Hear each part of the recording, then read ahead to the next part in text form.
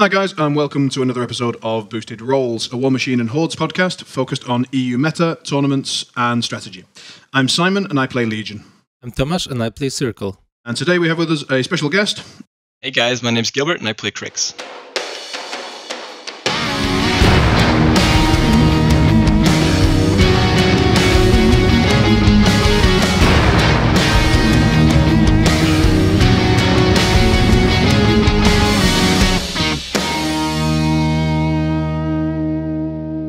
Gilbert is with us because we've just finished. The three of us were all attending the Czech Masters tournament in Brno, Czech Republic, and Gilbert was the winner. So, Gilbert, introduce yourself, tell us something about yourself, and maybe a little bit about your War Machine story. You know, when did you start and things like that? Yeah, sure. So I started with MK2. I think you guys both did as well, right? Simon and Thomas, I think both of you started with MK2 as well. No, so I've been MK3. Oh, MK3, sorry, yeah. I started with MK3, of course.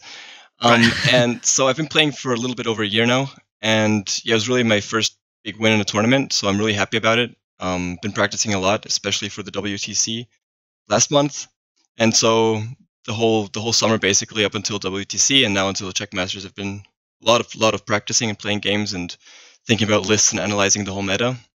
So that was pretty interesting. Yeah, so... How many games did you get in? Sort of, let's take, because I mean, I know a lot of people, including myself, got sick following the WTC, and that certainly impacted my training for the Czech Masters, because for the first week and a half, 2 weeks, I was basically just in bed and off work and all the rest of it. Pretty nasty flu. Did you get hit by that at all? I know Tomasz did, but did you get hit by it? No, I was really motivated actually after the WTC, because we can talk about it a bit later, because I found maybe a few flaws in my list at WTC where I was like, oh, I can fix that, you know, to kind of fit my list into the meta, and I was really happy about it. And so if you find, I think you all know the feeling, if you find like a list where you're like, oh shit, this could actually work, I want to try this out, get really motivated again. And so yeah, that's basically what I did up until Czech Masters. I kind of found this new list, which I was really happy about. And still, I was really motivated to try it out as much as possible. And how many games did you get in between WTC and the Czech Masters, roughly speaking? I'd say maybe 15 games, something like that. It's not not an incredible amount, but I had one game. One game. I had about 6 or 7. So you smashed both of us. I was sick as a dog. So you've tempted us with little tidbits of your list. So tell me, what was your pairing? Just give me the casters, give me the breakdown. What were the themes and casters? Okay, so at Czech Masters I was playing Scar 3 and Scar 1, both in Slaughterfleet. Both in Slaughterfleet. Okay. Both in Slaughterfleet, exactly. And Tomasz, what were yours? I've played Wormwood and Kruger 2, both in Bones of Ouroboros. Okay, and I played Animag in Primal Terrors and Lilith 3 in Children of the Dragon. So I'll talk a little bit about the event. Why not? So it's in Brno, which for those who don't know the place, it's the second city of Czech Republic, and it's probably the main base of War Machine in the country. It's pretty close to Vienna, Bratislava, so stuff like Steamstorm and Austrian Masters and so on are easy access for us. And it was organized by Vladimir and also Simon from Poland. He did great work doing all the administration and all the round tracking and everything, and Vladja did all the catering and table setups and stuff like that. So many thanks to them for organizing and judging. And so I guess the next stage is to go into a little bit more on the matches. Spoiler alert, I went out in the second round. So for the duration of this episode, basically I'll be doing the job of host, since my games were not that important, and Tomasz and Gilbert both did a little bit better. So first of all, I guess we can go into our lists in a bit more detail. I'll start, I'll just get mine out of the way quickly, and then we'll move on to Tomasz and Gilbert. So my lists were Animag with Golab, and this time I was testing Double Chosen. So removing the Warmongers from my previous list, for those who know it, and putting in Chosen, and it cost me a spell martyr to do so. I do think there's some strength to that but we'll see. The Lilith 3 list I was trying out was one of my potential answers to High Reclaimer Judicator, the idea being to just threaten to kill the High Reclaimer, essentially, and also to have Azrael's Animus, which is fire immunity, to allow some combination with Wind Wall to protect from the Judicator's sprays and rocket pods and so on. But we'll come on to that a little bit more, how that actually worked out later on.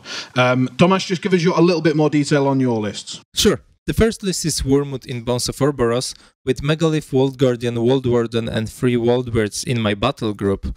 Then I have 3 Blackleads, 2 Stone Shapers, and a Wayfarer, 2 Gallows Groves, minimum unit of Pharaoh Bone Grinders, 2 units of Sentry Stone and Mannequins, and 2 units of Shifting Stones. To complement this list, I have Kruger 2 in Bones of Orboros, and this is basically the same list I had in WTC, but I had to modify it to be able to play into Grimkins, so I got rid of Celestial Fulcrum and replaced it with World Guardian, and I've made some space for Ailish Garrity to be able to play into Enfeeble. So shortly before WTC list submission, I had this idea, this feeling that it's the right time to start playing Wormwood, that meta shifted in a way that's very beneficial for him, his style, and his spell list. So I shared my thoughts with my teammates, but one of them wasn't really comfortable with me trying a new Warlock and learning a new complicated control caster shortly before WTC. So I had to let it go. I had to keep playing my pair and to wait to test my theories after the tournament. Okay, and what's the gap in the meta that, I mean, you didn't say gap specifically, sorry, I'm putting words in your mouth, but like what was the element of the meta that drew you to Wormwood? So one element was definitely the growing popularity of Primal Terrors. Huh? As we discussed, Kruger 2 is Finder. It's usually a skill matchup, but because of Curse of Shadows and because you can Stranglehold a Blightbringer, Wormwood is just better. And speaking about Strangleholding a Blightbringer, we can see the trend that CID process is trying to fix the huge bases and make them more attractive for players. And the more huge bases we see on the table, the more value we can get from Stranglehold. Like, for example, I had to deal with many Judicators before WTC, and obviously they have access to Choir, so they can use shielding on them and I can target them with spells, but that also means that they are not using Bottle and their damage output is lower. I can use a Forest to block line of sight to my army, so the sprays don't go through them, and if I do the Forest Wall effectively, he has no targets for his rocket pods. So this is one of the many examples why I thought that even though this list might not be as versatile as Kruger 2 list is, it might be answering the current meta problems better. Okay, cool. And Gilbert, tell us about your winning lists. You said you were excited. So you said you had Skara 1 and Skara 3 both in Slaughterfleet. Were they similar manifestations of Slaughterfleet, or did you have them specifically tech for different things? I'm going to avoid the terms that annoy me regarding list descriptions, but was one of them a wider covering list and the other one more targeted, or how did you build the pairing? Well, the pairing is, generally, I think Skara 1 and Skara 3 pair pretty well, at least in my opinion. WTC, I played both, but I played Skara 1 and Dark Host. And so the thing with Skara 1 Dark Host that started to annoy me was it had a lot of weaknesses, I think, that can be fixed by playing her in Slaughterfleet. And those weaknesses are, for example, you have no magic weapons in Skara 1 Dark Host, which can be really, really annoying. You have no shooting, no magic, or no real magic, no arc nodes, no way to unjam your models. You have pretty static threat ranges, and Skara 1 is assassinatable because you can just get shot down. You don't have any shield guards or anything. And in Slaughterfleet, you have magic weapons, eyeless sight. You have really pretty decent shooting. You have cloud walls. You have Sucker, which is amazing, and you have the Ayaka stalkers, which just add those extra 2 inches on at least 2 of your stalkers. So how much magic? How much eyeless sight do you get? I have the 3 Dirge Seers in there, so I can put on 3 models. 3 models. 3 models okay. Get guidance. Yes. Okay. So, and I mean, it's not a lot, but it's enough to like take out Gremlin Swarms, or to have enough to have Gerlach charge through a cloud wall and stuff like that, or to shoot down a stalker or whatever. So it's at least something. You know, you have the Scar 1 with the Arc Node, and you can give her Eyeless Sight, which can take out some stealth solo. So it's you have some flexibility in there, which I really like about the Slaughter Fleet compared to the Dark Host. You know, the Dark Host game plan is always the same. I feel like the Slaughter Fleet has some more versatility to it, and you still have an incredibly hard punch. And I feel like Dark Host Scar 1 kind of runs out of steam after your feed turn, because you lose your usually go in. I mean, he maybe takes out a Wraith Engine, he takes out some Riders, he takes out all your Stalkers, and then you're kind of running out of models, right? And in Slaughter Fleet, I feel like I always have this backup of the Smog Belcher still being there, or just having the Marauders be there, or still have these tough steady Blood Gorgers, which don't get wiped out as easily. So you kind of have like some stuff that just keeps being able to attrition later into the game than Dark Host. Yeah. Okay. And you spoke about the sort of composition. You sort of gave us a little bit of the composition there, but maybe just give us a rundown of the composition of each list. So it's Scar 1 with what? Yeah. So it's Scar 1 with a Ripjaw and 3 Stalkers, and the Blood Priestess for Sucker, which is also really cool because you can use the Blood Priestess to like hit one of your own models, and then obviously use Sacrificial Strike on something else, so you can save that if you really need focus really quick in the same turn. Then I have Ayakos with 2 Stalkers, which I find is really, really underestimated in Slaughter Fleet. I was kind of, it's people, I mean, you lose that third free solo, right? But I find that Ayakos with 2 Stalkers is just so incredibly good. Yeah. That, and there was almost nobody playing it at the WTC for some reason. Like, not many people. Most people went for like the extra unit of Marauders and with another free solo or something. But just these, I mean, in Scar 3, you have like a 17-inch threat Stalker, right? Because he's 15-inch with Ayakos, and you can slipstream him, so it's 17-inch threat. Shipstream. Or shipstream, yeah. Fuck off. Which is stealing my spell. which is just amazing. So it's Ayakos with 2 Stalkers. Then I have Max Bloodgorgers with Jessica, Min Marauders, Min Smog Belchers, the Dirge Seers, Gerlach, and Oxiara. That's basically my Scar 1 list. What would be the third solo that you'd get if you didn't take the double Stalker battle group? With Axiara. I mean, you'd probably get Jessica free, and then just have like more points to spend. So you probably get like another full unit of Marauders, and probably Max Smog Belchers or something like that. Okay, so there's nothing like, there's no super solo that you're missing out on in order to get that. You're just losing a few points. Exactly. I mean, you're losing like 10 Marauders, I'd say, for 2 Stalkers and Ayakos. I mean, I'm aware like it's a lot of models, but just these, especially with Scar 1, this Ayakos and 2 Stalkers is just insane. Okay. Go on. Sorry, go on. Yeah, because Ayakos can fill up all the Stalkers for free, basically. I mean, one Stalker has 2 focus, the other one has 3 focus. So there's so little pressure on Scar 1 to have, like, to roll a high number on her focus roll. You know what I mean? Like, so these 2 Stalkers are just basically self-sustaining. So Scar 1 can actually play around with her focus a lot more. That's why the Arc Node is in there, to have Backlash or something on a Jack, or to Hellfire some solo, or whatever. So I like that a lot. And Ripjaw is pretty good with Dark Guidance, right? Yeah, it's amazing. So basically, you can get the theme force bonus of Slaughter Fleet is Gang Fighter on Jacks. So if a warrior model is in the melee range or is engaging the enemy model, your Warjack is engaging. Your Warjack gets +2/+2.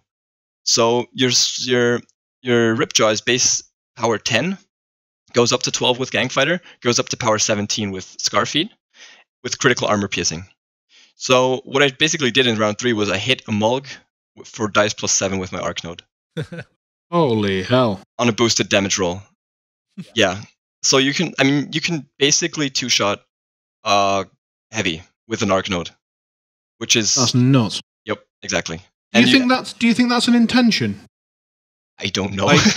No, I mean, it's stupid, right? I mean, you have a 7-point Arc Node that's doing like a better Angelius. Yeah, I mean, yeah, exactly. I mean, it's a 7-point solo, which threatens 10.5 inch, which isn't a lot. I mean, and even if you don't use it, he doesn't have Pathfinder, no. Okay. It's not comparable to Angelia because he needs to hit crit, but at the same time, he's not vulnerable to effects like, for example, Rebuke. Yep. Right. Okay. Yeah. So exactly. So the Angelia only has 1 chance to do it, right? But that's so with Ripjaw, basically, if I can move into combat, like if I don't have to charge, he has powerful attack, so I can boost my hit and damage roll with Dark Guidance. That's 4 dice, that's 70 exactly, and buy and boost. So I have 2 times 70% chance for a crit.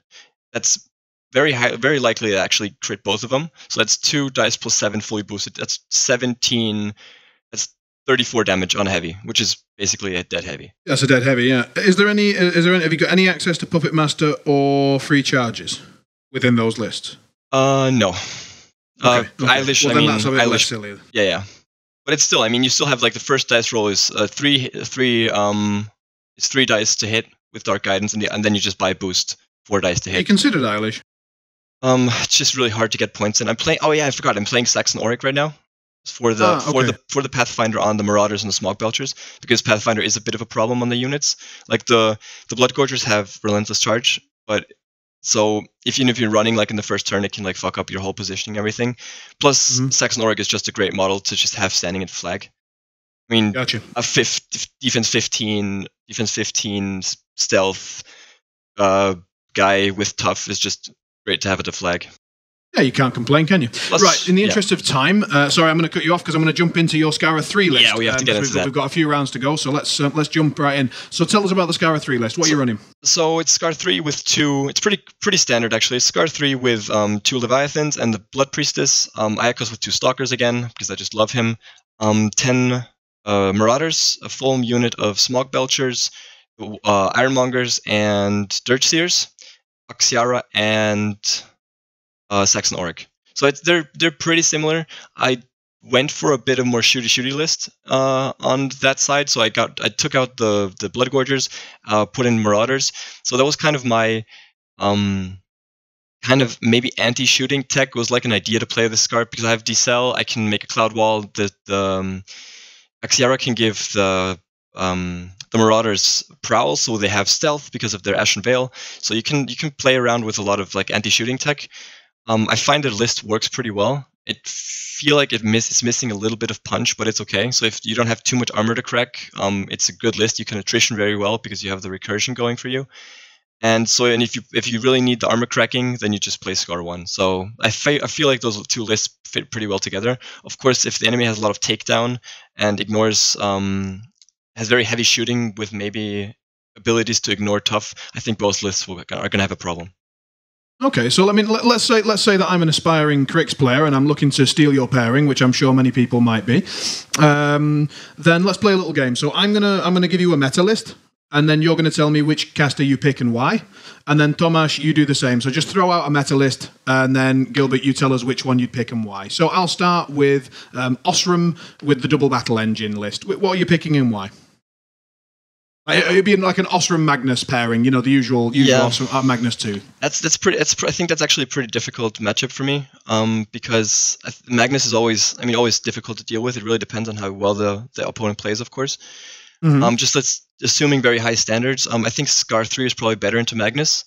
But the problem with I don't think I can crack the armor of Osram with Scar 3, so I'm probably going to have to get forced into playing Scar 1. And try to maybe go for an assassination or something like that. I think it's a pretty difficult matchup, actually. All right, that's fair. I mean, I also struggle with Osram, yeah, well, with that pairing, I should say. So, Tomasz, throw out a meta pairing. What do you want to hear about? Anamag Primal Terrors. With? That's the pair. Okay, that's the pair. Yeah, that seems fair. So, which one do you drop into Anamag? I think I dropped Scar 1. I actually have never tested Slaughterfleet Scar 1 into Primal Terrors.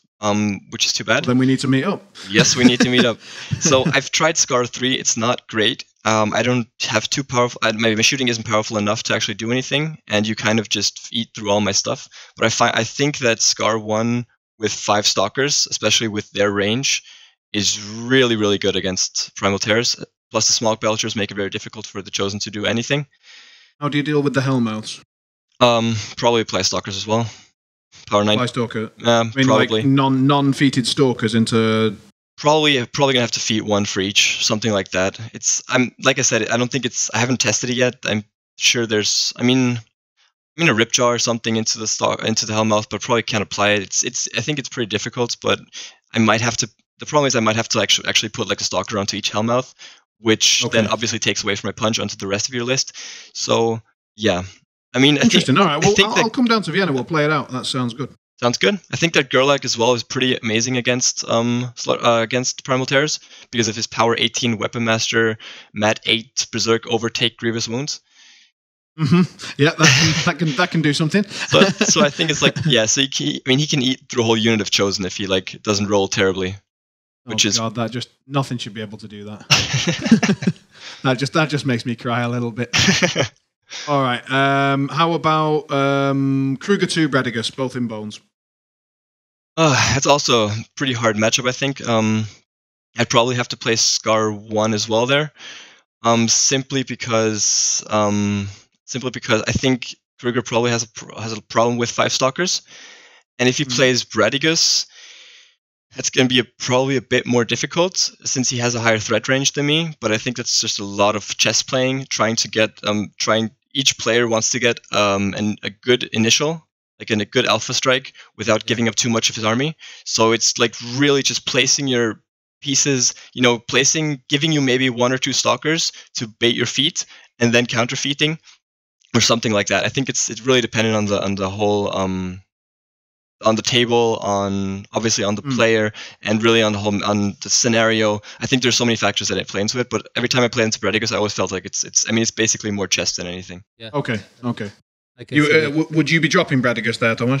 I don't know. Not sure. All right, you'd have to have a look at it. Sure. All right. Well, no, I would need to see the table, and I would need to see the setup. I mean, the scenario and the terrain. Exactly. Yeah. Okay, so it's really tight on that pairing. It's not easy to say at all. All right, Tomáš, one more meta pairing. Rashev and Winds of Death and Makeda 2. Cats. I think that might actually be a good Scar 3. Because I can. No, the problem is with Scar 3 is that I like my recursion, and Makeda just ignores all the recursion stuff. And have you got any RFP in either of your lists? No, Cryx is... So you struggle with the recursion as well? Exactly, and that's the whole high reclaimer problem all over again. So, okay. And right, speaking of which, we should move on, and we'll get to the high reclaimer in good time. Exactly. So, round 1. My round 1 was Animag against Butcher 3. It was a local player from Brno against myself, Radek, and we had a fantastic game. So I really thought that Animag was going to be favoured into Butcher 3, and I'm pretty sure she is, because he can't really commit anything onto Hellmouths that he can afford to lose, and his usual idea of sort of running Butcher up to the middle of the table is a good way to get him Hellmouthed in and killed. So we ended up having a very grindy game, and in the end it came down to clock. And he was trying to sort of do a Hail Mary Butcher 3, sort of running through everything and murdering and feating and so on in order to kill Animag. And actually, he got worryingly close. So I think I survived on 4 boxes or something like that. Maybe even less, I can't remember. So that was my first round. Tomáš, tell me a little bit about yours. What was in the first round? In the first round, I was paired against Anže, and he was playing Scorn. In his pairing, he had Xerxes 1 in the Exalted Theme Force and Xerxes 2 Drake Spam. So I was super excited to play against him, because I thought he's going to drop Xerxes 2, and Xerxes 2 list had 3 huge bases, so I could test my Wormwood theory. The scenario was Depit 2, I took Wormwood, he took Xerxes 2, and I won the roll to go first and took it, because Depit 2 and because of speed on the turtles. So in this game I basically rolled really high, really hot.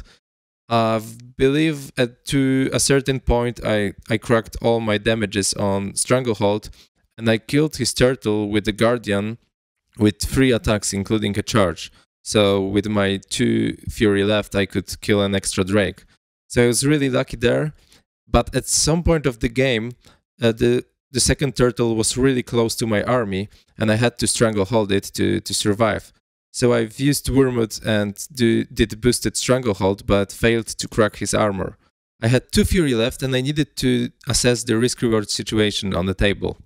If I decide to camp those 2 Fury, I'm super safe from assassination, but I'm giving him a chance to recover on attrition game.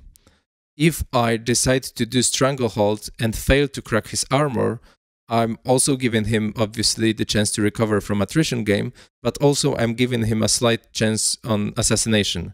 The odds were really low, the whole army was in front of me, so it's hard to find line of sight, and maybe he would kill something that would give me transfers, but it's still there, it's not comfortable. So the last scenario was to do Stranglehold and hard roll on 8 because Turtle had Curse of Shadows. And if I manage to do it, the game is basically over. So I stared at the table, and after a few minutes, I decided to hard roll on 8, and I did, so that was the game. So that's how you do it, ladies and gents. You simply decide to hard roll an 8. That's the that's the way to do it. All right, Gilbert, how was your first round? My first round was into Ostrom, playing Scar 1. It was pretty. He got first turn, ran forward. I ran forward. He feeded and charged, like kind of tried to jam me. As we all know, he charged or ran? He like bulldozed one of my stalkers from behind the wall, behind the forest, and then charged one. Sprayed with the other guys. So he like charged with one heavy and jammed the rest of his heavies into me. But as we all know, Scar 1 feet turn is pretty hardcore. So yeah, I took out, I think, 2 of his heavies and 4 of his lights, I think, during his feet.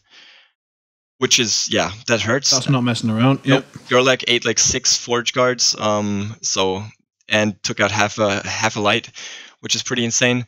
And so I scored like 2 points. After that, he tried to unjam my whole stuff with the tons of armor, and it didn't work too well. And so then he left his Ostrom standing within like 15 inches of both of my stalkers. And I hellfired Ostrom. I got one of the Blood Gorgers into his melee range to trigger Gangfighter. And so I was like hitting dice off 3 on both stalkers on damage. And so I was supposed to do like 30 something damage, I think 30 damage on average, but I barely did 20, so I diced it pretty. I almost fucked up the rolls there. That was pretty scary. Yeah, I missed on a double 1 and then did like dice off 3, no damage twice or something. So not optimal. Right, yeah, but not optimal at all. No, but it's still, yeah. He died, but I overkilled him by like 3 or 4 HP or something. But yeah, okay. He was running the 4 drillers, 6 bunnies sort of list. Yeah, with the Forge Guard and a lot of solos in the regulars and when it's artillery. Yeah. Yeah. Okay, cool. So we come on to round 2. This is where I got squished by a Judicator. So I played against Dennis from Slovenia, and about 30 seconds before the game, my original plan was my whole reason for taking Lilith 3 was I was testing this idea that she could maybe beat the High Reclaimer Judicator list. And about 30 seconds before the game, the captain from the Czech team just leaned over and said, "You do realise that Gravis stops stationary, right?" I was like, oh God, abort. So dropped Animag in a panic and, went with the old faithful and then played my usual KG peekaboo sort of style and trying to get gallows and hellmouths and stuff and realised that Judicators are broken as fuck. So, like Primal Terrors, which is usually a list that just rolls through anyone that's trying to play an armor or attrition game or anything at all, just got stomped like a bug. So I certainly need to go away and have a rethink. In fact, that game has prompted me to go through my entire faction model by model, which has led to my entire table being covered with notes at the minute, trying to find answers and maybe reevaluate my second list, because the Lilith 3 list just didn't seem strong enough. So how did that game go? Essentially, the Judicator has a 15-inch kill bubble, so anything which goes within 15 inches dies. It doesn't matter what it is. And even the Chosen, because it's got blessed weapons, so I can't get the armor 19. I can't get the armor 21. I can only get armor 19. And with Hand of Fate and its own Hand of Fate, the dice maths are pretty insane. Yep. I think I've got it up here somewhere. Let me just find it. Yeah, dice math. So on a 5d6, drop the 2 lowest. So a boosted double Hand of Fate. Your average roll is 13.43. And the power on the flamethrower 14? I think it's 14. Yes. 14, and then Sevi Zero makes it 15. Something like that. So you're looking at an average of 28.5.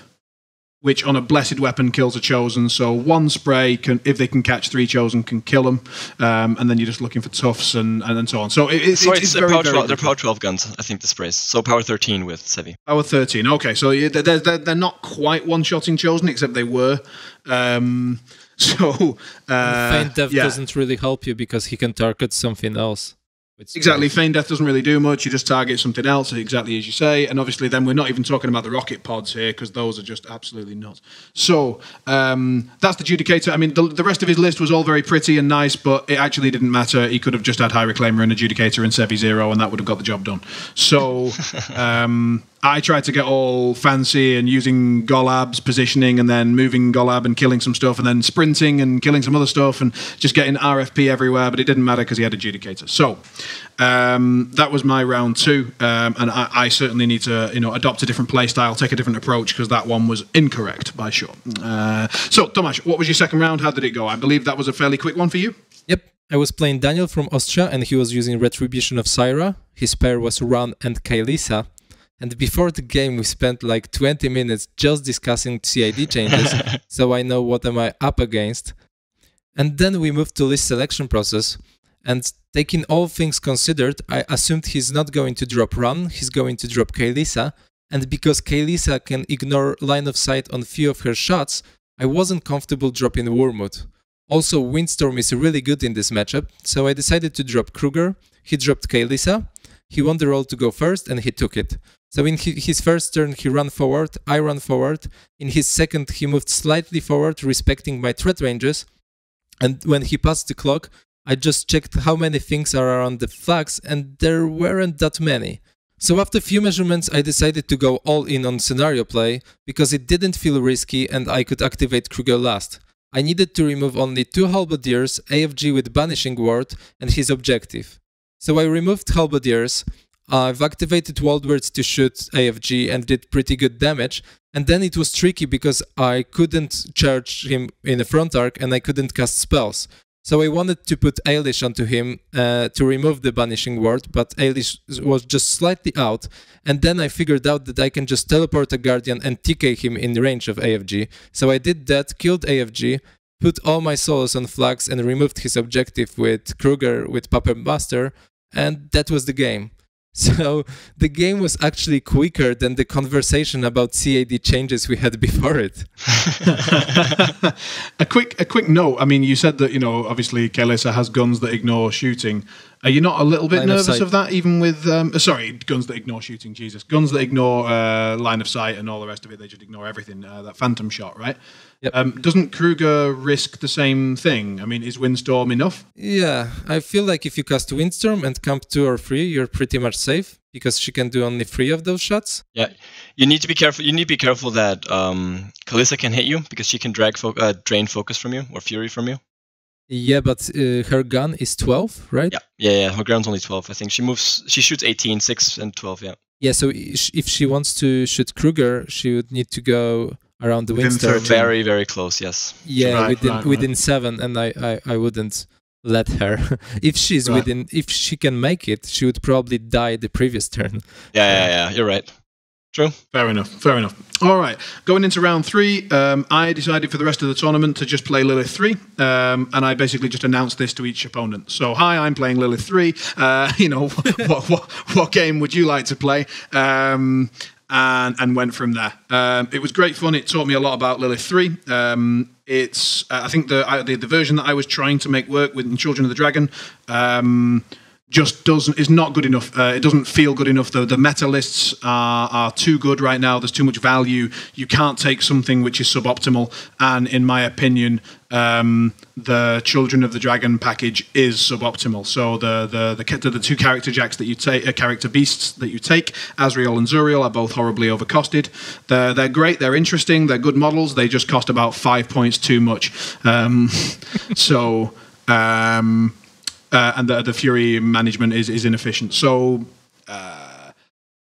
but also I don't think my list wasn't very well tuned or whatever. So I decided to drop that. And my third round opponent was a good friend of mine from close to Vienna, Skerov, and he was playing Crucible Guard, which I thought was brave / suicidal, given that they don't have their full faction available. They don't have the Vulcan and all the good stuff. They only had the basic sort of battle groupy type models.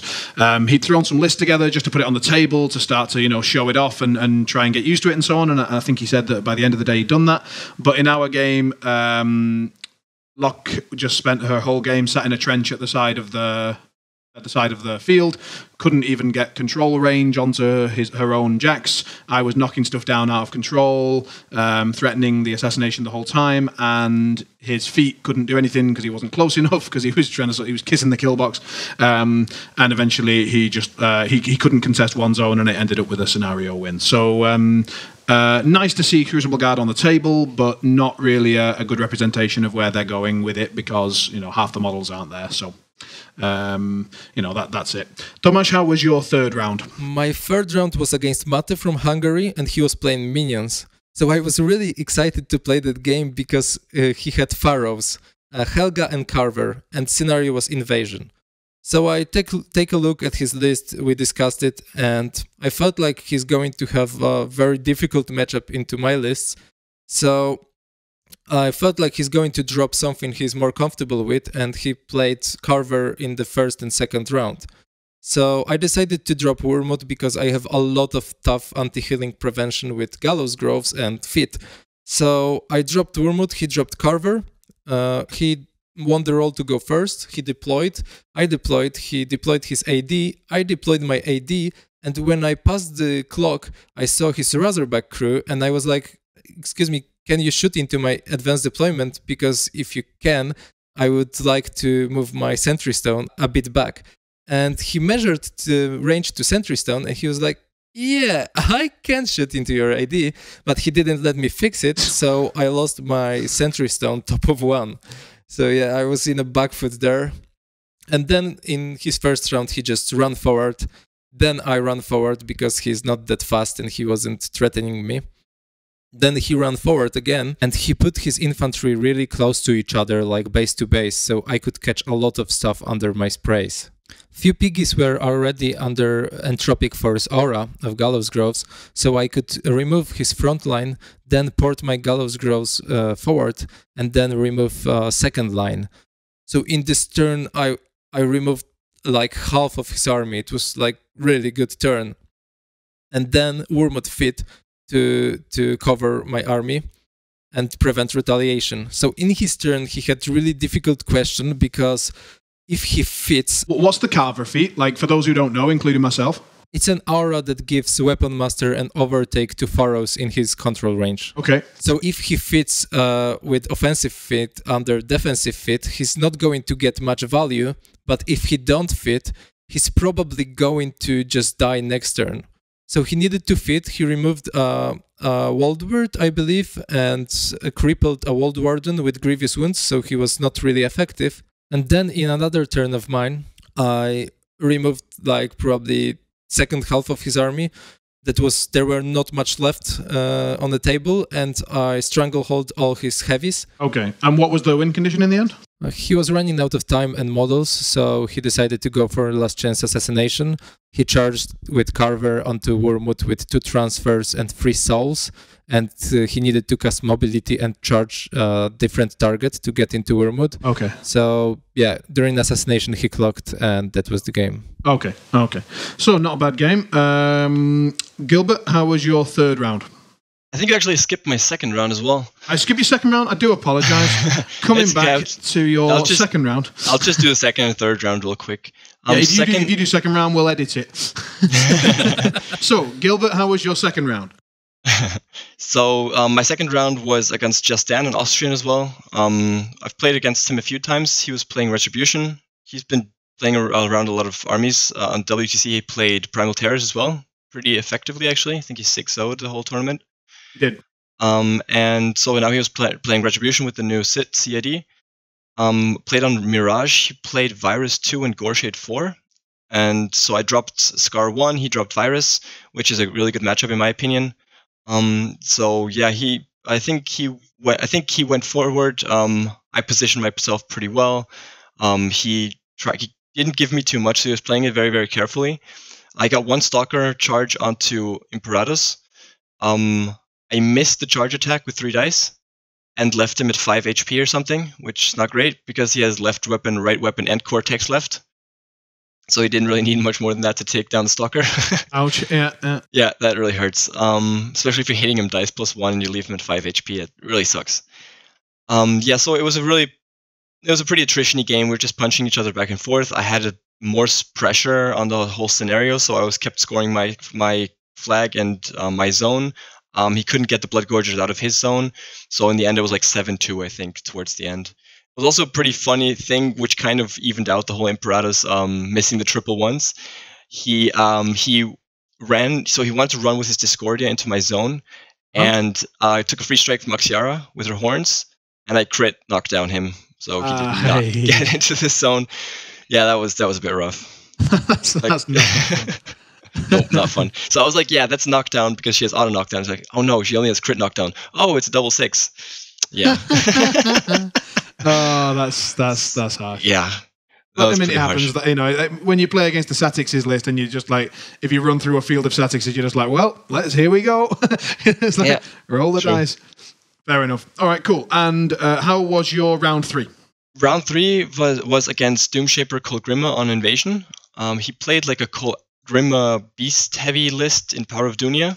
I know Kolgrima pretty well, but not the whole beasts, like the whole beasts in Trolls is still a big mystery for me, because like the one, they can give them speed and these guys get speed themselves, and these guys can they have weird threat ranges sometimes. Sure.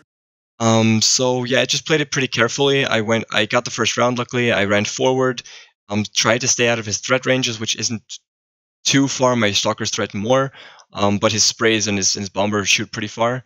So yeah, so he kind of feeded pretty early, pushed back my stalkers, so I had to play a bit defensive for one round because I couldn't get him through the forest. So I was just like, okay, I'm not going to feed now. So I just brought the rest of my army into position to have a really nice round 3 feed. Moved everything forward. Do you have any shield guards, by the way? No, just the sucker for Scar herself. So the bomber hurts a little bit, right? Okay. Bomber hurts a lot, yeah. So, but I placed the Marauders. I had the Marauders right on the other side, so they were stealth. So yeah, it's not too easy for him. But yeah, he sprayed like one stalker, stationaried another stalker, and feeded them all. So I had to like move back a little bit, moved all my trolls forward, played aggressive, kept the stalker safe, to feed in round 3. He didn't really have enough attacks to kill everything. So I got an arc node into Mulg. I got I even crippled stalkers just hit like plus dice +1. You only need 1 dice if you're only hitting plus dice +1. So like even the stalkers are just like tearing down the heavies even with 1 arm. So yeah, just pretty much he was left with like one Mauler and Kolgrima and like an Axer in the end of like round 3 or something. So he went for a last minute assassination, or?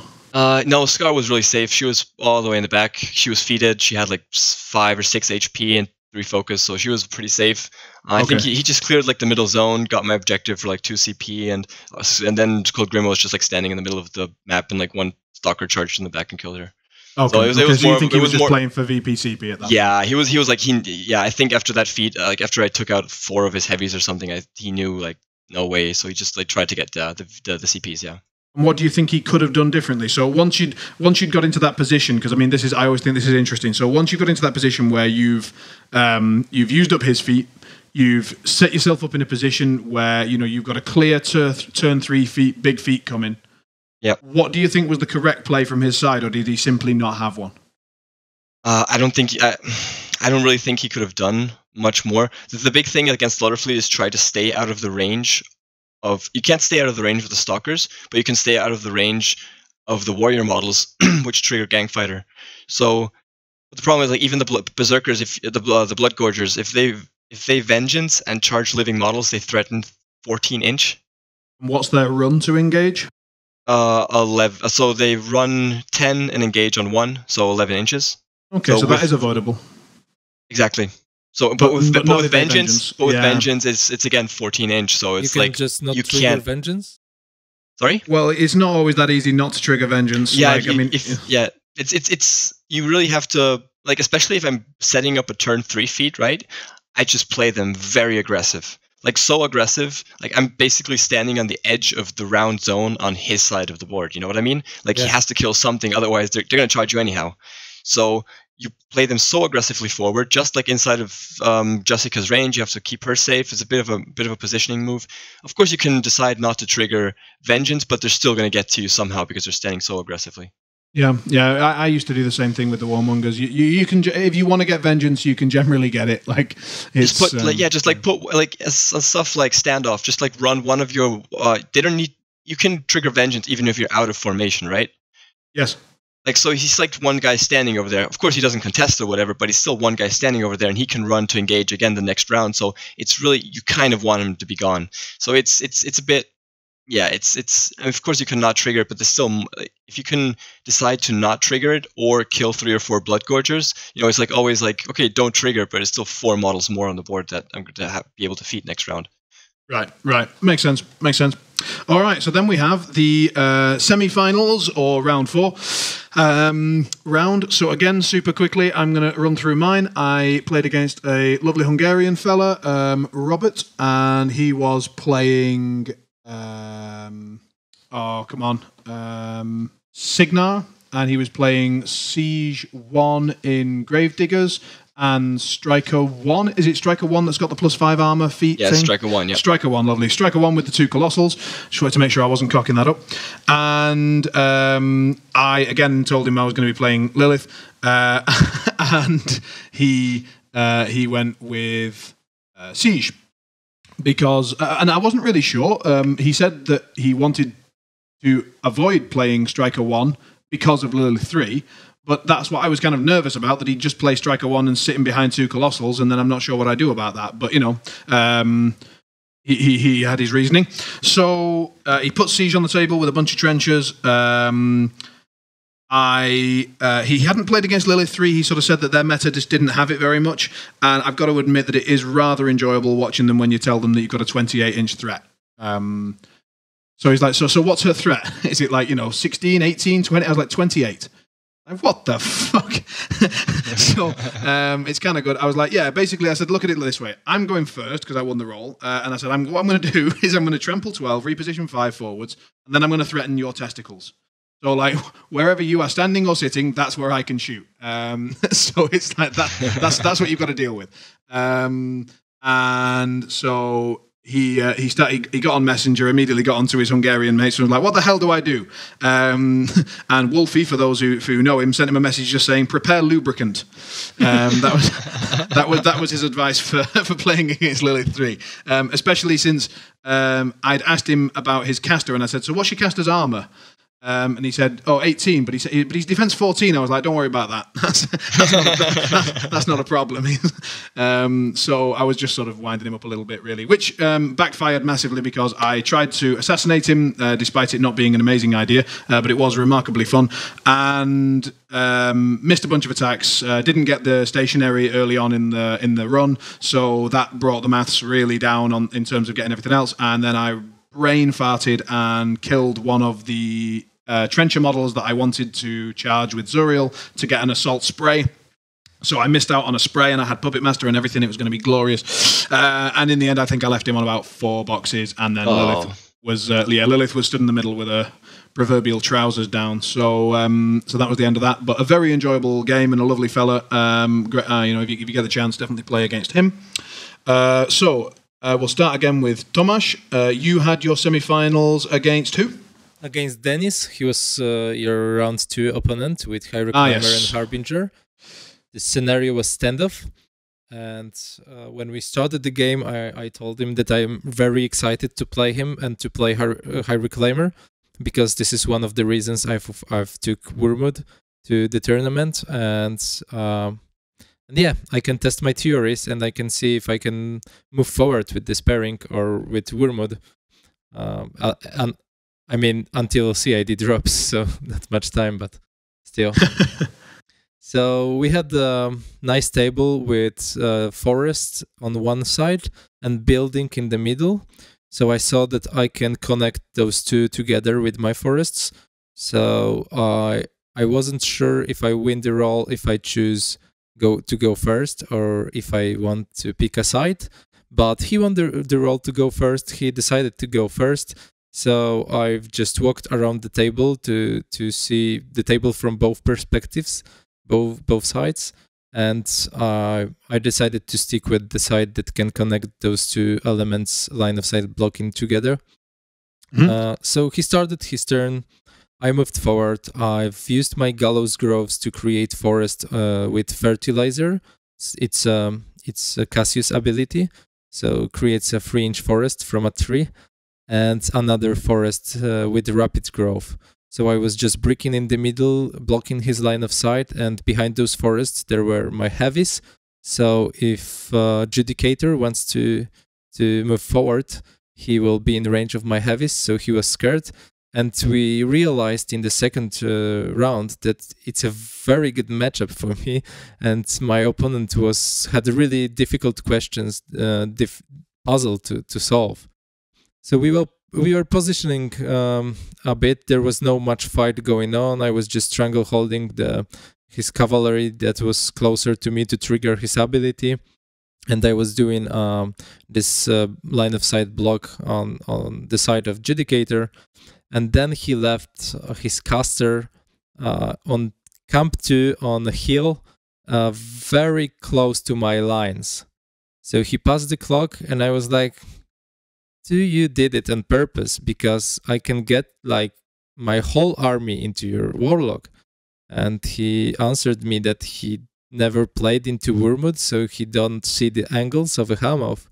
So I look at my clock, I have 41 minutes, and I decided to just go for an assassination. I have a lot of time, but the odds were so high that I just wanted to do it quickly, get it off, and go grab a beer before. Did you do the dice maths? Did you check it out what the percentage was?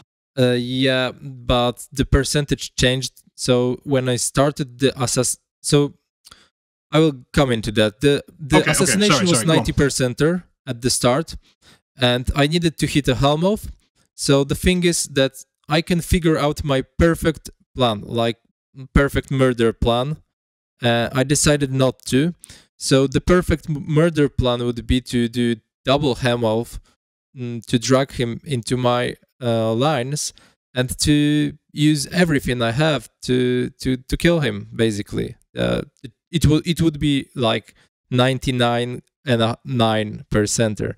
But I decided to do it quickly. I Hellmouthed him from the hill, and accidentally I dragged a solo that I didn't know he was shield guard. So I've put it into odds machine, and the chances dropped into 82%, but it's still very high. So I could put a heavy and 3 walled words, and obviously the Hellmouth damage, and I could put Curse of Shadows, or I could use Undergrowth to drop his defense by 2. So I decided to spend my fury to use Undergrowth, because I don't need to roll dice for Undergrowth. I just need to teleport a tree and do my aura. And if I decide to go for Curse of Shadows, I would need to roll dice, and I could fail. It's boosted 5, but it still can. boosted 7, but it can miss. So I went for the safe play, but it required me to port the tree base to base with Judicator, not to block line of sight for my Waldward and Waldwarden. So that was fun, but still, yeah. Just a massive pair of balls dangling off that tree. I was very confident at this point. So yeah, then I activated my first world word, missed all my 6s. So yeah, so it started. How then many? I activated second world word, missed all my 6s. So I activated 2 world words, and I believe I didn't do any damage onto him. Sorry, you missed 6 boosted 6s. No, they were unboosted. So I started rolling, and I was like, all right, so I missed a 6, so the next one is probably going to hit.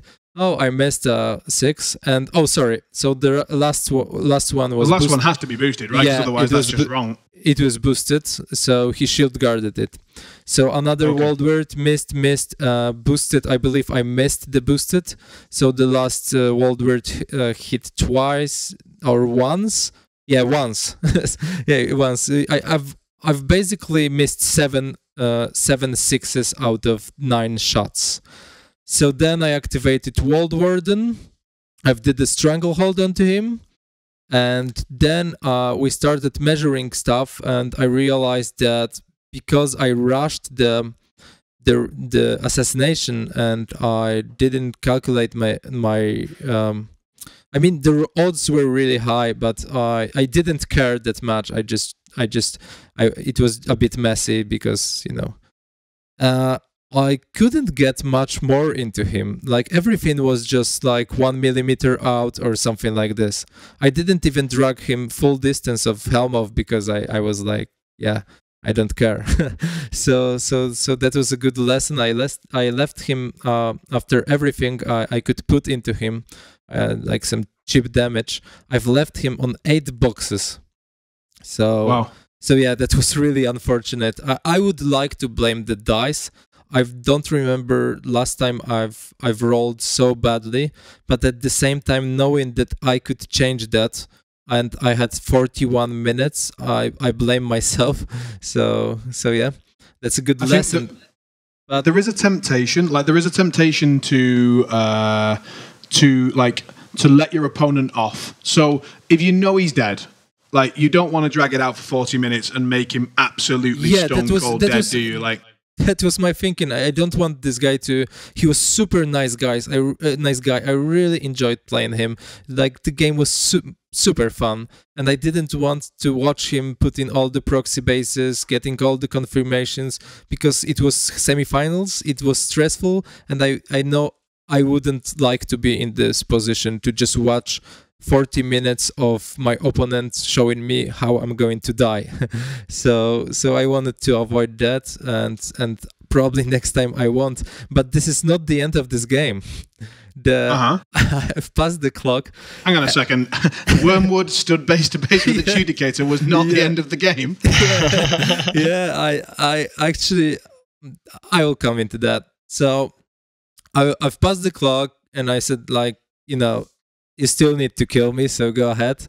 And so he started asking me some questions about what do I have to prevent me dying, and asked me, he wanted to move his Judicator to some position, and he asked me, if I move my Judicator here, do you have any tricks? And I'm like, what tricks? You just allocate 2 focus, give him Hand of Fate, and I die. And when I said it out loud, I realized my world words have Witch Hunt. So I was waiting for him to actually go with it, to cast Hand of Fate just to be sure. And then I will pass the clock and trigger my Witch Hunt. So yeah, so I did. So he cast Hand of Fate, then I passed the clock, say gotcha out loud, and told him not to worry because I probably going to roll like shit again, and he shouldn't be stressed. And I rolled really, really well, and he should die, but he shield guarded the 2 of the shots. So after the game, we realized that he couldn't use the shield guard, because shield guard is once per round, but I didn't remember that. He didn't remember that. The hand was shaken, and we moved to another rounds and we played them. So yeah. So just to be clear on that ruling. So what happened was that you did your assassination run, during which he used his shield guards, and then during his turn you triggered the witch hunt, shot him again, and during your turn he then tried to shield guard again. Yeah, he did. But it's once per round, not once per turn. Yeah. Yeah. Right, okay. Well, that's good for anyone. I mean, to be honest, I don't think I use shield guards that much, so I'm not sure I would have known that rule myself either. I'm sure more experienced players would, but it's not something I've seen that often, so good to know.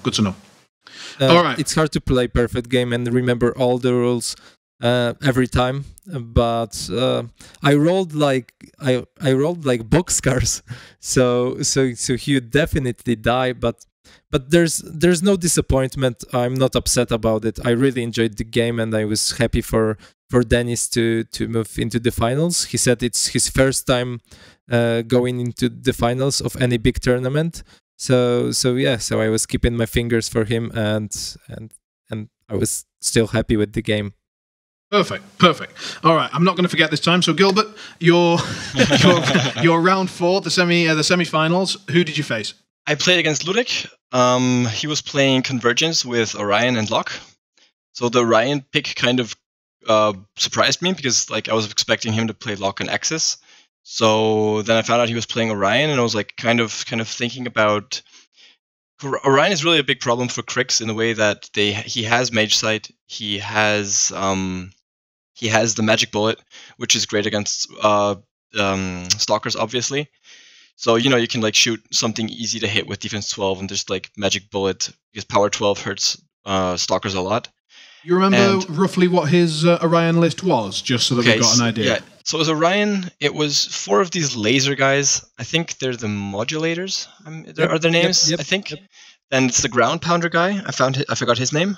The Jack the ground pounders, the Vector. Assimilator. Assimilator, I think. Yes, and the Prime Conflux. So it was 4 of the laser guys, the modulators, 1 assimilator, 1 Prime Conflux, and small stuff. A bunch of small servitors and stuff like that. Yeah, okay, if anyone is interested in this list, it's Pavel Kruk from Poland South list from WTC. So you can find it. So that's easy for people to find. Cool, yep. Cool. Perfect. So I got round 1. I played Scar 1. He played Orion. I ran forward. I had a lot of cover on the field, which was good for me. So I knew I had to survive a round of shooting.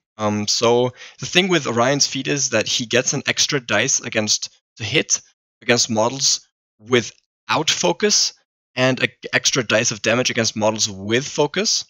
So I was making sure that the stalkers that were in cover did have focus, so that he would only get an extra dice to damage them, which was very difficult because they had defense 19 in cover.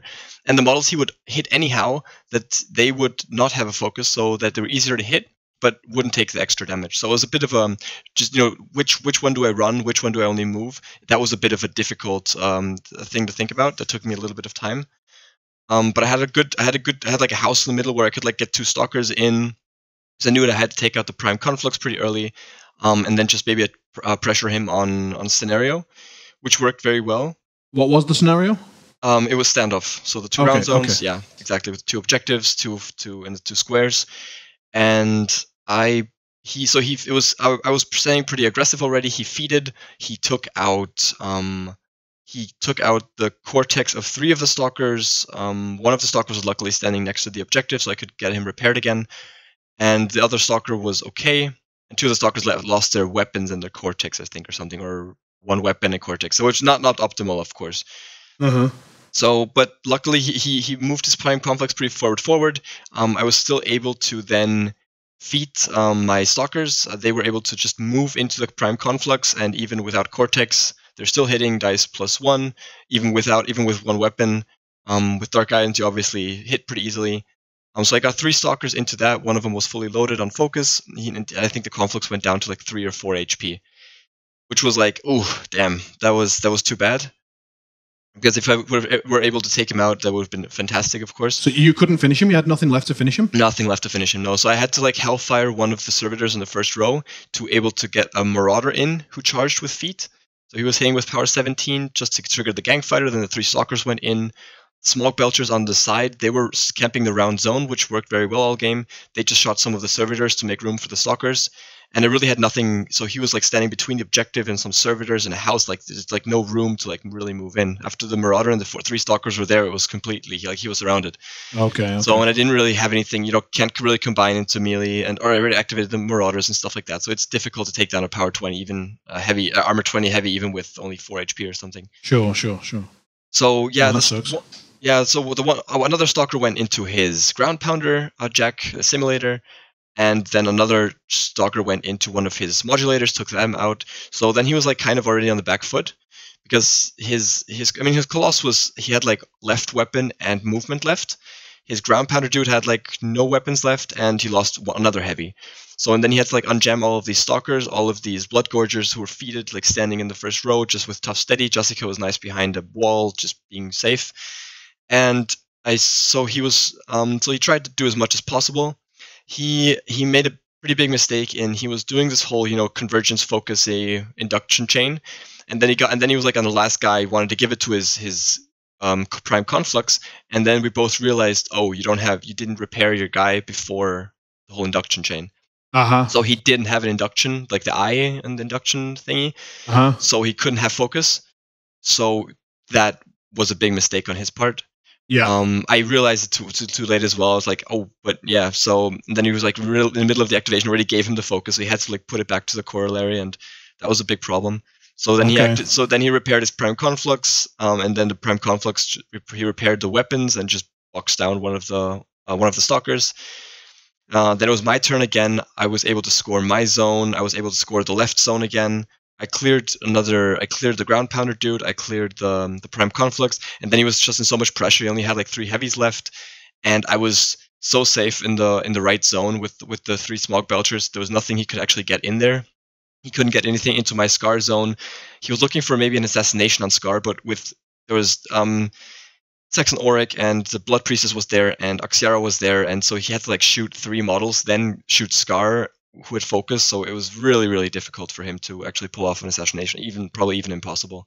And he went for it, or he just no, he just tried to clear his zone, but there was Gerlach in there, there was an Arknote in there, there was a Stalker on the other side, and it was just too much stuff in his zones, and I just kept scoring points. I think the game ended like 7-2 or something. So Gilbert, I have 2 questions for you. Yes. The first is, do you think this mistake was crucial for the game with Prime Maxim? With the Prime Conflux? He would have had 2 more focus.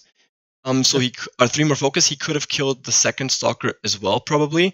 But I could have taken down his 4 HP probably, because Gerlach was there to charge him, and there was an Arknote there with critical armor piercing, and the Smog Belchers could have charged. So I think he probably would have died anyhow. Anyway, yeah. Yeah. So it probably wasn't game changing for him. All right. It's just probably just a bit frustrating. It kind of messes up your whole flow if you're like, oh shit. Yeah. So my second question is, you said that the assassination was impossible because of 3 models that were in front of Scar. Is it correct? Not in front of Scar, because 3 models he can sucker. She can sucker too. And did you remember about his little Helmalf on Orion? And maybe he could drag those models out of sucker range? He probably could have. I mean, he would have had to. He can only pull within 2 inches, right? Yes. But all my models are standing 3 inches away from each other because of sucker goes 3 inches. Yeah. So I don't think he could have dragged anything towards anything. He couldn't drag the hero. He couldn't drag the Warcaster out of the sucker range. No, I don't think so. No. Okay. I placed him pretty well. Plus, Scar was standing in rubble, so she was like defense 20. So you remembered about this Helmalf and he. Kind of. I knew like I have to keep the models nice and separated. I was mostly avoiding the whole laser thing, like shooting 1 model and then hitting 2 of them. So I was I kept them in a line, like kind of separated from each other. But Scar was just so far back, and Orion was also too far back. Orion would have had to run through a Stalker and 2 Blood Gorgers to even get into the range of shooting Scar. Right. Yeah, that would have been really difficult, I think. Not likely to work. All right, cool. So then we move on to the finals, or round 5. I had the pleasure of playing against Dan Mael from Vienna. We've played a bunch of times, and he previously played, up until very recently, played some Legion as well, so I've always enjoyed chatting with him. And he was playing, as you said, you both played against him. He was playing the Retribution pair with Vyros and Kelissa. And we just sat down and decided, given our pairings, what would be the most fun matchup to play. And we ended up playing Lilith 3 into Gorshade 4. Again, the whole sort of threatening your testicles discussion came up, and but he, having played Legion, knew about it, and actually took an interesting decision, which I haven't seen many people do. He decided to stay in the kill box. So on turn 2, he purposefully sat about 6 inches away from the table edge, with one of his solos actually so close to the table edge that he kept knocking it off the table, and tried to score. He scored 1. Gave me 2 from killboxing, and was just sort of relying on the fact that as long as I couldn't get the assassination, that he could win the game. Yeah, I saw that move. It was kind of cool. It's not intuitive, and many players just don't think about it. They are afraid of going into killbox, even though sometimes you can enter it and sacrifice those 2 points if that means you're not losing the game. Because you only sacrificed, you can only get kill boxed in your round, right? Yeah. If it was both rounds, it would be game over. Yeah, so it's basically only 2 points per round. But if you can score 1 point per turn, it evens out, right? Like if you can safely score 1 point per turn, and give away basically 2 points per round, then you're still evening out. Like, if you cannot get assassinated and win the game by that, if you know you have a better attrition game and scenario game and late game, it's a good idea, in my opinion. I think you don't even need to take the 2, right? You just need to take 1. So even if you're effectively losing 1 point per round, it's okay. Yeah, it's still okay, right? Yeah, because you're gonna, like, assuming that you are winning the attrition, then by the 5th round you're not going to be losing that 1 point because he's going to be dead, and you're going to start scoring instead. So just don't do it on Mirage against Kruger too. Don't do it on Mirage against anyone, really. Mirage is way too hot for this. But anyway, we had a great game. I think my lack of experience with Lilith, I've been playing Animag and Callus 1 for a long time now, maybe like 3 or 4 months. So I've only got about 6 or 7 games with Lilith, and it showed in the clock. So I was trying to do everything, deal with, snipe out certain things, reposition and so on, and ended up clocking out. It was a very cool game and a lovely fella to play against. Highly recommend if you can get some games in with him.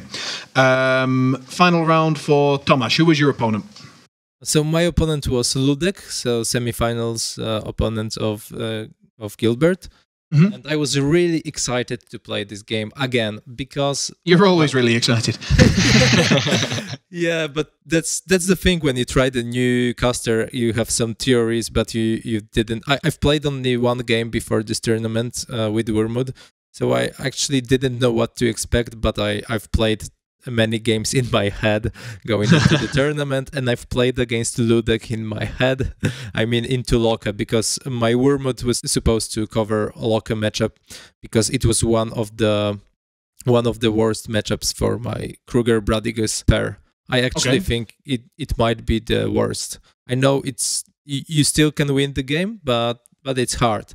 So I wanted to cover that matchup. So going into this game, I was more interested in educational aspect of this game than the competition itself. So I was explaining to Ludek everything I can do. I was showing him all my tricks, and during the game we were really communicating to each other what we can do, what can happen if some decisions happen. So it was a really interesting game just because of that. We are working together to make it a really, really, really good game. So about the game itself, it was Recon 2, and we are playing on a table with a giant forest in one of the zones.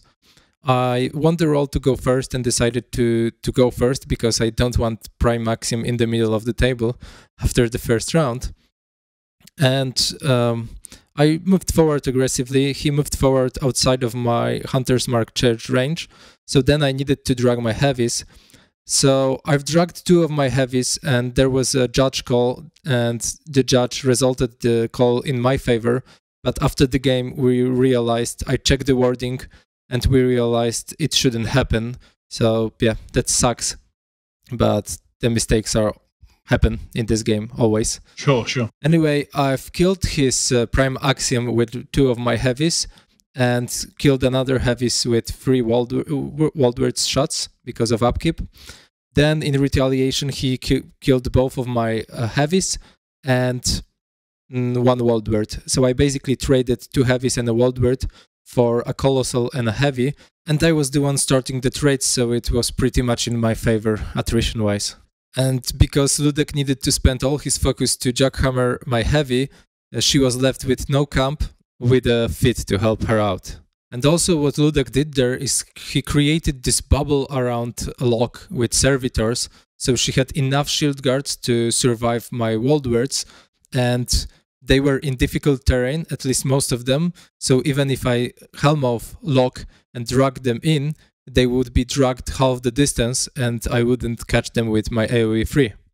But then I've introduced Ludek to a trick with phase jump of a Blacklat. So basically what I did was that I ported my Shifting Stone, then I moved my Blacklat forward. Blacklat jumped 12 inches, and there we messed around with proxy base to find the perfect angle so I can drag her away of all her shield guards, and then I shoot her to death with Waldwards. And did she have an upkeep on?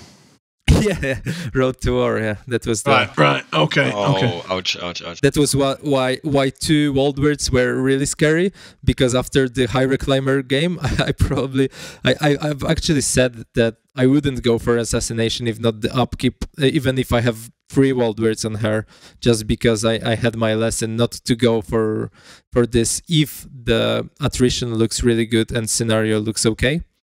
And the Prime Axiom thing, there was a Megalith charge with Hunter's Mark, and I believe I could have Stranglehold, the Colossal, and I could have few more sprays if I didn't kill him. So on average dice, I should kill him, so it wouldn't change the game much. Maybe it would even save me a heavy. But you can never say that for granted in a game that involves dice, and when you play against such high-level player as Ludek is. He was in WTC Czech Team 1, and he's a really good player. So, you know, it's hard to say if that influenced the outcome of the game or not. But I feel it probably didn't if we use average as like a benchmark or whatever. Yeah, that was the word I was looking. No, fair enough. I mean, no, as you say, Ludek's probably the best convergence player that I know of. Certainly.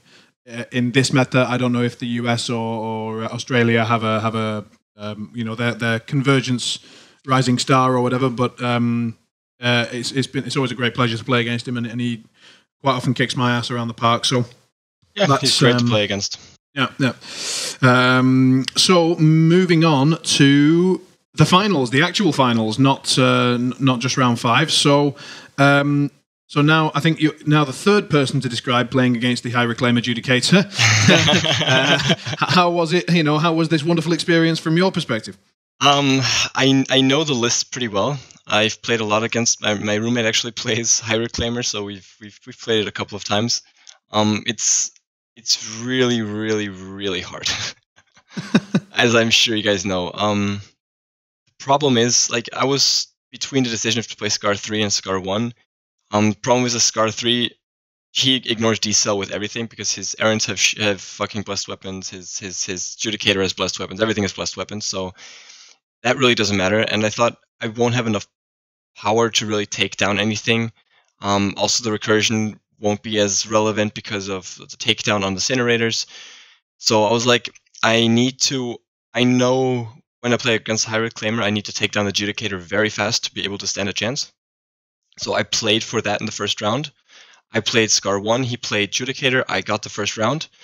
I went forward, positioned myself pretty aggressively, so far that he could have moved up. So if he were to shoot one of my stalkers, a second stalker with 15-inch range would have been able to get in.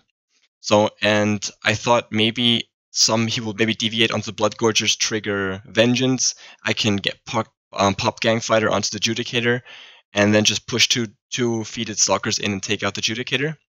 And which scenario was it? Sorry, it was a recon. Recon. Sorry, you did say. Yeah. Okay. Yeah. And so he shot at, instead of shooting at my stalker, he was in concealment. I was thinking, but did he even have? Now that I'm thinking about it, did he have the book with him?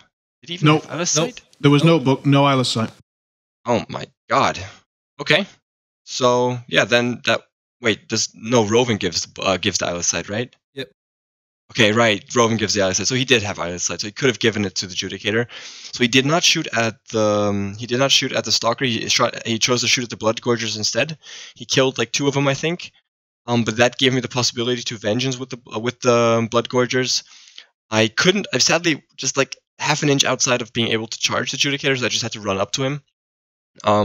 If the Blood Gorger would have been able to charge, it would have been, I think, like an over 90% kill on buyer boosts to the Judicator. So then I moved in the 2 Stalkers. They were feated, of course, with Dark Guidance. My dice spiked pretty well, and I took out the Judicator on top of 2, which was just great. Thank God for that. Yep, very, very good. So now that gave me a chance, like maybe stand a chance. Because after that, I just, I feeded some other models. I took like down another Incinerator or 2. I took down 1 or 2 errants. Gerlach charged the errants. He missed the 4. Gerlach was pretty disappointing that game. The Smog Belchers tried to control the Vengeance with choking Ash, so just have them not charge me. Then I just positioned myself well, tried to protect my flag because I knew I was have to win this game on scenario. So then it was his turn. He would try to punch back, punch through these stalkers, which was pretty difficult for him because of all the armor. Even with Weapon Mastery, still hitting dice off 7 on the stalkers and the Blood Gorgers, and yeah, so he didn't contest my flag, so I scored 1. I had Blood Gorgers at his flag, so after that it was just a pretty attrition-y game. But the problem is with High Reclaimer is that he just brings back 7 models like that, or 8 even. He brought back, so I took down like 4 Incinerators and 3 Vengers or something, and just brought them all back. And then at that point, it's just like you just lose, because how do you keep up with like another unit being placed into the game, basically, right? 2 more units, almost, yeah. Almost 2 more units. Like I have pretty decent attrition, but the problem is like his Incinerators ignore my tough steady, so he just takes out the Blood Gorgers, like basically auto hit, basically auto kill, right? And then the Vengers are just keep coming back. I can't crack the armor 20. So the first one dies, of course, with armor 18, which is okay in a charge, but then the other ones have armor 20, which is really hard to crack later in the game for Scar 1. So it was just pretty attrition-y. I was able to clear my flag all the time, so at some point it was like he didn't contest my flag in his turn, and I went to 3-0. I still had a Blood Gorger as his flag. I killed one of the Incinerators in the left zone, ran Scar into it, and scored up to 5-0, basically. Okay. But I knew that if I didn't finish the game now, I still had the possibility to kill the objective, maybe, which would have been really hard, but it could have possibly been done. But if I didn't finish the game there, it would have become very, very, very hard, because he had like full unit of Incinerators in the left, out like slightly outside of the left zone, which I could never ever kill again, because I only had like a few solos and a few Marauders and 2 Smog Belchers and an Arknote and something like that. So I can't really kill enough models anymore, and he still had like 4 Avengers left and 5 Incinerators or something. So would you say that he didn't pay enough attention into what your win condition is, and he could focus more to prevent scenario getting in his way, but instead he left himself open, so you took your chance? Exactly. I think that's it. I think that the matchup is absolutely favorable for him. I think that if he hit a little, maybe contested my flag a bit more, maybe killed that 1 Blood Gorger at the flag, it would have been a very, very, it would have been in his favor, or he would have won the game. Yeah. What was the point value swing on your feat turn? I'm not going to make you calculate it all out, but in other words, how many models did you kill on the feat turn? Judicator. Only Judicator? I thought you said you cleared a few more things. No, I killed Judicator, I killed 2 Incinerators, I killed 1 or 2 Errands, I killed 1 or 2 Vengers, and I controlled 2 Vengers with Choking Ash. I think that's pretty much it. Okay, and it's not a very good feat, but I knew that if I didn't take out the Judicator there, he would have just, completely obliterated me. Everything within 15 inches dies. Yeah. I basically would have lost probably like 2 or 3 Stalkers, and I probably would have lost like maybe a few Blood Gorgers, and then I would have had nothing left to feat. So I had to take the chance, I think. I need to play the matchup a few more times. So I'm going to be doing it, because I think that I need to ignore. I can't kill the Incinerators. So if they're standing in shield wall, right? So if the Smog Belchers are just shooting at them, none of them can charge. Yeah. Maybe I'm even lucky and I don't damage them, so they don't Vengeance. So they're just moving 4 inches forward every round, right? So if I'm just able to control them and then kind of take out the Judicator, control the Incinerators, so that if he feats, he can't feat back any Incinerators. He'd have to feat back some Errands. And after he feats, then I have to commit. But it's just so hard to pull off in this kind of specific order, because so many things can go wrong in the meantime. Just like 1 deviation onto a Stalker just takes out his Cortex or something like that. So it's it's horrible. Sometimes you can split the shield ward unit, just throwing something and using the least disturbance roll or something like that. Yeah. Power attacks. Could be. So and on after your feat, how much did he kill? He killed. So you went in, killed Judicator, a few guys, bits and pieces, and then he killed. He killed Gerlach, which actually I think he killed Gerlach. He killed 2 Stalkers or 3 Stalkers. I'm thinking 1, 2. I think he killed 2 Stalkers, Gerlach, 1 or 2 Marauders, and maybe like 3 or 4 Bloodgorgers, something like that. It wasn't too bad. So it wasn't too terrible. Yeah, I mean, points-wise, that's a pretty reasonable feat, right? Absolutely. Okay. Yeah. So I think that my feat was good. The problem is, like, after like my 3rd turn, where my feat ran out, I just wasn't able to, like, I still did do good damage, right? But the problem is that it just brings everything back. So I just, like, I commit like my 2nd wave. I commit the 2 Stalkers I didn't need for the Judicator. They go in and take out Vengers and Errands and whatever. But then he just brings everything back, and I'm like, great, now I have to deal with everything again, without a feat, with less models, with a worse positioning, without the Alpha Strike and everything. So it's pretty bad. Yeah. Okay. So I have a question. Obviously, it feels like your pair is really strong, and I feel like some people are going to pay attention to it and try Scar 1 in Slaughter Fleet. But at the same time, hearing what you are saying, I feel like you have some holes in your pair that Absolutely. that needs to be addressed. And I'm sure that you won all those games because you play a lot and you're really experienced in a lot of those matchups that you played, and you play really, really well, and you know what's going on the table. So you know what's your win condition and when you need to risk, when you need to back off, stuff like that. So the question is, what would you do moving forward with this pair? What would you do to fix the holes in the matchups and to make it even stronger? Anyone Slaughter Fleet and go with champions, because then you can have 3. Just go to 3 list tournaments. That's it. Just 3 list tournaments only from now on, and then just throw in anyone. Yeah, more Slaughter Fleet. That's the answer. Well, the thing is, like, I was thinking about how, because Reclaimer is really one of the few lists right now that I feel like my pairing can't handle.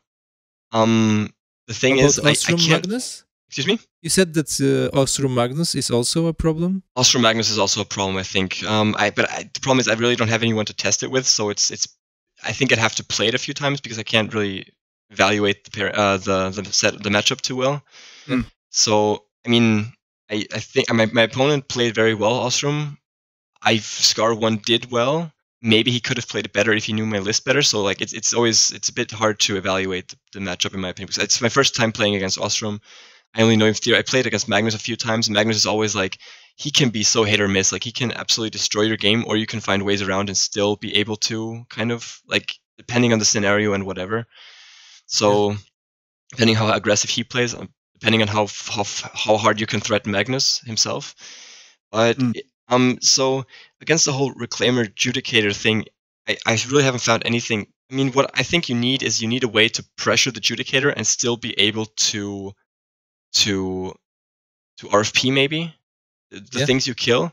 But Cryx only has that. The only RFP we have is in Ghost Fleet, and Ghost Fleet doesn't really do too much damage unless you can cast spells with Denny or something. And Judicator is just immune against spells because he won't ever cast Battle because he doesn't need it against Ghost Fleet, right? Yeah. So he just always have the shielding up. Right. So there's no. Yeah. I really don't know how to deal with Judicator as a Cryx player. I'm having the same problem.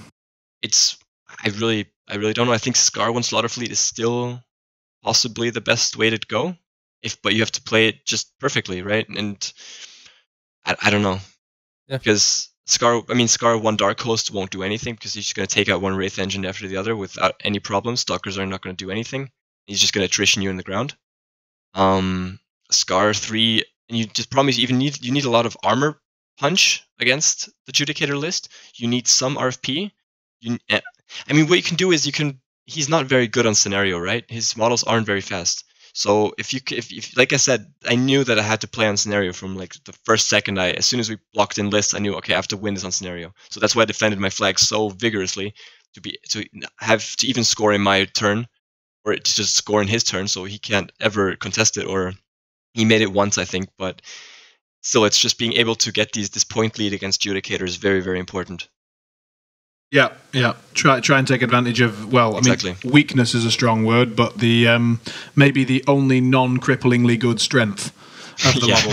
Yeah. I also think that weakness of High Reclaimer is High Reclaimer himself. So if you can build just a strong assassination list that can maybe ignore some line of sight clouds or or something like that, maybe this would be also a good answer, just to play for scenario assassination. I mean, to put the pressure on scenario, but if he wants to counter your play and go ahead on scenario, he needs to expose himself, and then you go for an assassination. He doesn't need to be that far up. He really doesn't. That's the problem with that. Like, there's no reason for High Reclaimer to leave the kill box line, really. He just needs to upkeep Hand of Fate, put up some clouds, and giggle. In your game, Tomáš, did you feel that the Judicator was okay? Like, you had one of the hardest counters that I can think of, like line of sight blocking. Yeah, I mean, I block his line of sight. I threatened his army with RFP, and he cannot actually do strong alpha into me. So someone would say, like, double Helmolf a turn is not enough for High Reclaimer, but if you do a Helmolf or two every turn, that adds up. So you RFP everything that you need, like his officers and stuff like that. He relies on upkeeps, so if he puts Hand of Fate anywhere, it just dies from Waldwards. Judicator is sad because of my Forest Wall and heavies behind it. So he's like, he cannot even use his rockets because he has no targets in my army. I have no huge base. So Right. so if I position correctly, he has no game there. I think he can pressure scenario. He can jam me really hard. It will depend on the terrain. It will depend on the scenario. But also my threat range with double Hellmouth and 3 Waldwards onto High Reclaimer, as I've showed in this game, is really strong. And you know, if he spends his focus on clouds, it might not be enough. I maybe could walk into the clouds and shoot him. The clouds cost him focus, so he's more vulnerable now because he spends the focus. And Wormwood also steals 3 souls a turn from him, because I can play Wormwood really aggressively in this matchup, and I collect 3 souls a turn from his army. So Yep. that means 3 souls less for him. So there are many things that puts me in an advantage. So let's just go through them, because I think, like, at least certainly my opinion is that the Judicator is probably the most broken model in the game now. It's taken over the Turtle. Bravo. I didn't think anyone would manage that. But it seems to be, at least, especially under High Reclaimer with Sevi Zero, like this trio of these 3 models, it just creates this very oppressive atmosphere in the game, I would say, or on the table. And Right. so, but you seem to have a really almost hard answer to it, which I didn't think was possible. So let's go through what is a hard answer to the Judicator. So the first thing is that you have an entire line of sight blocking access, right? That's the first thing, and then probably the most important thing. Yeah, maybe. I mean, it's all of things that I have. Yeah. Second thing is Stranglehold. Stranglehold, yeah, that requires him to use shielding every turn. Right, so you're forcing him to shielding. Then you've got Purgation, so you're basically preventing the second Hand of Fate. Yeah. And then you've got basically the ability to threat High Reclaimer. Yeah, and Adjudicator. Oh, Yes. yeah, and the Judicator himself. So in other words, you can threaten, you block line of sight so you don't just get toasted by the Judicator itself. You threaten anything with an upkeep so he can't use it. So you basically... Steal souls and RFP. And you steal souls. So it's like a really hard counter list. Is there anything from that you think other factions can replicate? So, for example, if you're giving advice to me and Gilbert, what from that can we take? Because it feels to me like that's very Wormwood specific, and that we don't really have access to that. Cloud walls? Maybe can we replicate it with cloud walls? I mean, I don't really have any. But He can give eyeless sight He to can the give Judicator. either side. Yeah. So clouds don't do it. So any advice for anyone that's trying to deal with Judicators? Because I mean, I think that's going to be a really big question. So if I haven't got an answer, I'm looking in my whole faction. The only thing I've found is Callus 2 to give fire immunity, and then I still get boned by the rocket pods. Yeah, same thing with Scar 3. I mean, I can give like a unit Draconic Blessing, but it's not enough. It just still destroys it, right? Yeah. If you build a counter, you don't need to focus that much on just making Judicator worthless shit, just doing nothing. I mean, if you use the example of fire immunity, and if your whole army is immune to fire and you take out his sprays, it's actually like, it's strong. Like, you don't want to make this game like 100%er for you, because even if you find an answer like that, it probably means that you sacrifice a lot of other matchups across the meta with these lists. Well, I mean, you sacrifice a lot just into that. So, I mean, if we take Legion for an example, and we're talking about fire immunity, and the way that that comes about, for those who don't know, is Callus 2 has a spell which you cast, and it gives fire immunity to models within his control area. It also applies the fire continuous effect to any model that ends its activation within 2 inches of one of those models. That's pretty good, except for the fact that the Incinerators are immune. But ignoring that for a minute, it's very good because it makes you immune to the sprays. However, in order to play Callus 2, you need an effective way of applying continuous fire to the opponent, otherwise his feat is no good. His feat says that anything which has continuous fire will have +3 to the threat range of your models against it. You basically gain +3 against models with fire continuous. Therefore, your battle group cannot be Blightbringer, which means that Primal Terrors, which is probably the only competitive theme in Legion at the moment. I mean, people are trying to make other stuff work, and yes, there are other options, but effectively Primal Terrors is the thing right now. And so in order to play that, you can't play the Blightbringer, because that would be your whole battle group, and he doesn't apply any fire continuous. So you are forced to sort of play Primal Terrors without a Blightbringer, and with Callus 2, who brings no armor buff. You'll notice that before this, all of the effective casters in Primal Terrors had an armor buff. It's Thagrosh 1 with his -2 strength aura, Callus 1 with his unyielding aura, and Animag with her +2 armor upkeep.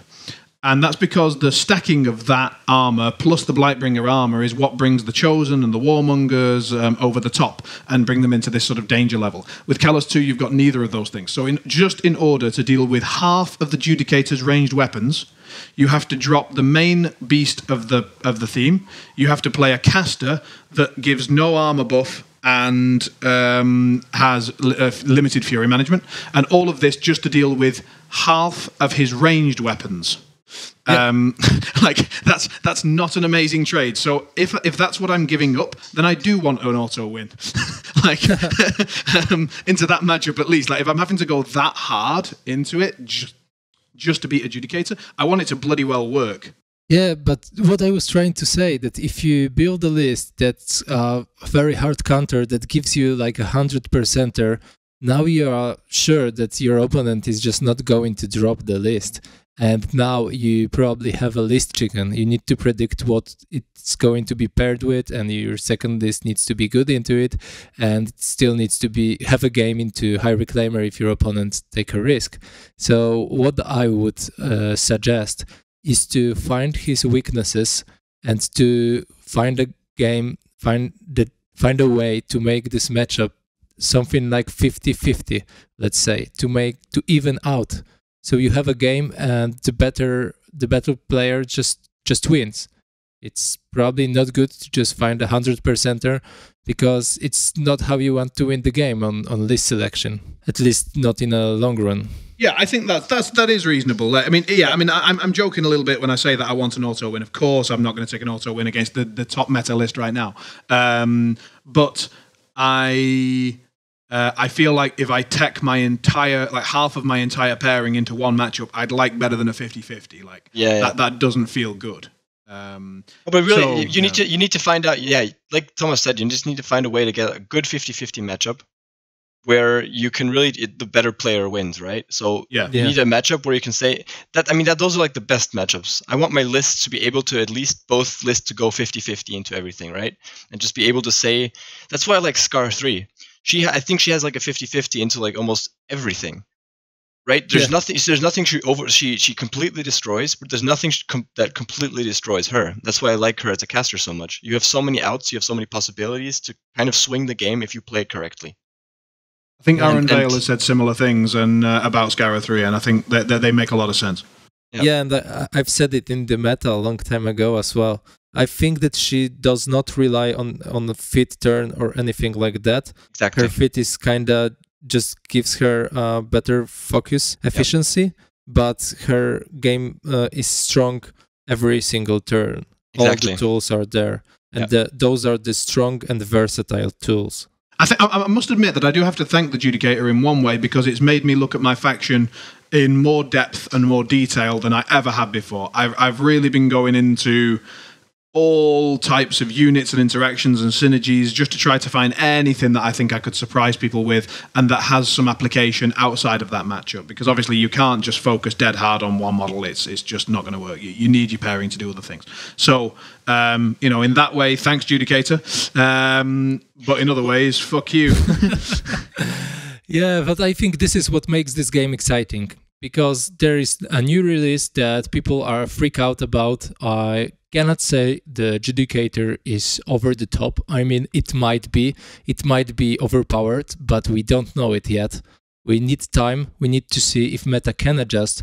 And if sometimes passes and meta can't adjust, it means that it's probably over the top. But now we need to look for answers, look for weaknesses in his game. And break the boredom of the meta. Try something new.